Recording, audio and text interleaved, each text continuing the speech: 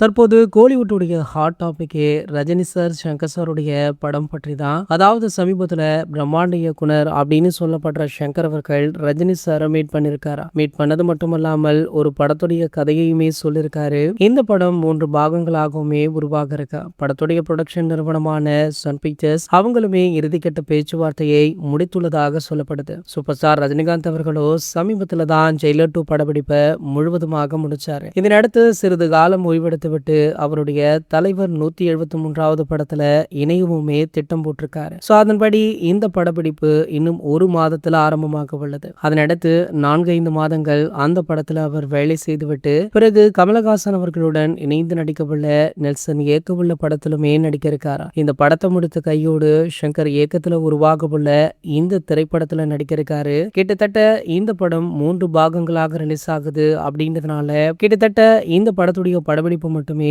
2.5 to 3 வருடங்கள் வரை வரும் அப்படின்னுமே சொல்லப்படுது. சோ அப்படிப்பட்ட பிரம்மாண்ட திரைப்படம் தான் வேல்பாரி. வேல்பாரி படத்திற்கு யாரு சங்கர் அவர்கள் ஹீரோவாக தேர்ந்தெடுப்பார் அப்படின்னு பெரிய விவாதமுமே இருந்தது. ஆனால் சங்கர் அவர்கள் இறுதியாக முடிவு பண்ணது சூப்பர் ஸ்டார் ரஜினிகாந்த் அவர்கள் தான். சோ இவரை இந்த கதைக்குள்ள கொண்டு வந்தால் தான் படத்துடைய வசூலும் எகிரும், இந்த படம் உலக அளவுல ரீச் ஆகும் அப்படின்றதுனால இயக்குனர் சங்கர் அவர்கள் இந்த முடிவை எடுத்திருக்காரு. மேலும் சங்கர் சாருடைய இயக்கத்துல ரஜினி சார் நடித்த அத்தனை படங்களுமே பிளாக் பஸ்டர் வெற்றியை பதிவு பண்ணிருக்கு. சோ நிச்சயம் சங்கர் அவர்களுக்கு இந்த சூழ்நிலையில ஒரு மிகப்பெரிய வெற்றி தேவை. ஆகையால் அவர் சூப்பர் ஸ்டார் ரஜினிகாந்த் அவர்களை நாடி உள்ளார் அப்படின்ற செய்தி வைரல் ஆகிட்டு இருக்கு. மேலும் இந்த படத்துடைய அறிவிப்பு ஒரு ப்ரோமோ வடிவில் வெளியாக இருக்கு. இந்த ப்ரோமோ கூடிய விரைவில் வெளியாக உள்ளதாக சொல்லப்படுது. இது போன்ற செய்திகளை பத்தி நீங்க உடனே தெரிஞ்சுக்க நம்மளுடைய சேனலை மறக்காம சப்ஸ்கிரைப் பண்ணிக்கோங்க.